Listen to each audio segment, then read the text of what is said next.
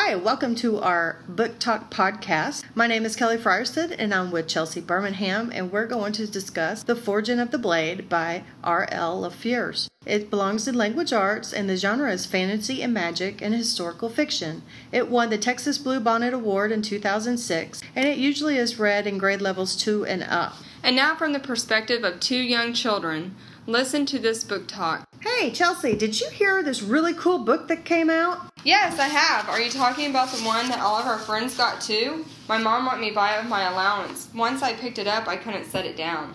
Yeah, it's called The Forging of the Blade. It's really cool. I almost got done reading it in just one afternoon, but I got in trouble for not doing my homework, so I had to quit. I finished it the next day. Yeah, I got in trouble too. I was supposed to be doing chores, and I kind of let time slip by me. Who was your favorite character? Oh my, the Goblin. He was so cool. He's scary at the beginning when he gives Kenrick a hard time, but he ends up being the most loyal at the end.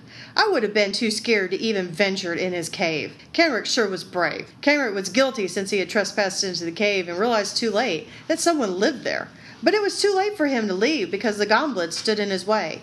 In a threatening voice, Nagy kept telling Kenrick he would kill him and eat him, or just feed him to the wolves. I love that part when Kenrick went into the cave. It was so suspenseful. I thought for sure Nagy was going to kill Kenrick. Kenrick was so exhausted from his travel. I wondered if he was going to be able to fight off Nagy. I know, right? I would have been so scared if I turned around and saw it was a goblin. He was just like all the stories we heard as children. Guess not much has changed since Kenrick heard stories like that too. Remember the stories about goblins and trolls? Not to mention that this little goblin was covered in filth and had pointy ears and even more pointy teeth. His looks and behavior lived up to all the frightening tales. Talk about those pointed teeth. His breath smelled horrible too. It made sense that his breath was so bad because he ate a raw rabbit. How disgusting. It was odd how Nagy thought Kenrick was ruining his rabbit because he wanted to cook it before he ate it. Good thing there was a fire going so Kenrick could cook his rabbit. Yeah, thank goodness he got to eat after all. Through that small scuttle, they came to agreement that they would not hurt each other. In fact, this is where the story changes course and Kenrick is now not traveling alone. And Nagy likes that he wants to rescue his trapped father and tells Kenrick that he will have to kill the evil one. I know, and it is sad that everyone is telling Kenrick that he will have to kill the evil one. All Kenrick wants to do is rescue his father and bring him home. That is the same thing that the beggar in the town of Grimwood Vale told him. I wonder why the beggar and Nagy think that Kenrick has to kill the evil one. If I were Kenrick, I would want to do the same thing and just rescue my father. No kidding. At least he has a friend, even if it is an ugly goblin. They make quite a pair. Even when both of them approach the forest, they argue about whether or not to go into it. They end up separating, but eventually Nagy comes back to make sure he's okay. Poor Nagy. He was so frightened to go into the forest called Grimwood because of the nasty fae. You know he must have heard some terrible stories about the fae if Nagy went with him through the other part of the forest despite Grimclaws. Can you imagine seeing huge creatures in the sky that swoop down and grab goblins? Oh, no way. Their loyalty towards one another, though, begins to develop into a pretty strong bond. At the end, they come to realize that they are equally worried about the welfare of each other. I wish I had this kind of relationship with a goblin. You must have a strong bond with someone to put your life in danger like that.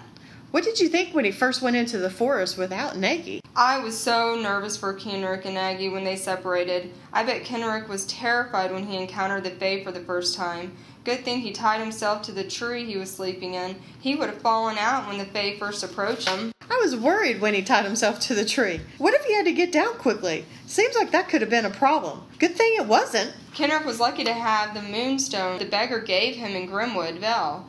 The fae called it the Lunalith, and it guarantees a safe passage through Grimwood. I wondered if they were going to honor the safe passage, since some of the fae said that they were not playing by the old rules. Good thing they weren't the ones in charge. Once the fae realized that Kenrick was on his way to find Mordig, they said it was a good thing that he had the stone. I'm glad that Kenrick got some more answers to his questions about his father going missing.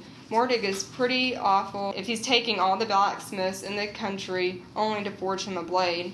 He is just awful. What do you think of the fae? The fae sound like really cool mystical creatures, but some seem mean. Can you imagine seeing a pale glowing creature at night with leaf-shaped eyes? They almost seem ghost-like, and I don't like ghosts. But the color of their eyes were cool. I'm glad Nagy showed up finally, but I was surprised that he did. Wow, I think when Nagy showed up in Grimwood because he was really concerned about Kenrick, that is a true friend. The Fae were stunned that a goblin came into their forest. They really dislike goblins. Good thing Sonora the Elder Fae explained to the other Faes that they were once friends with goblins.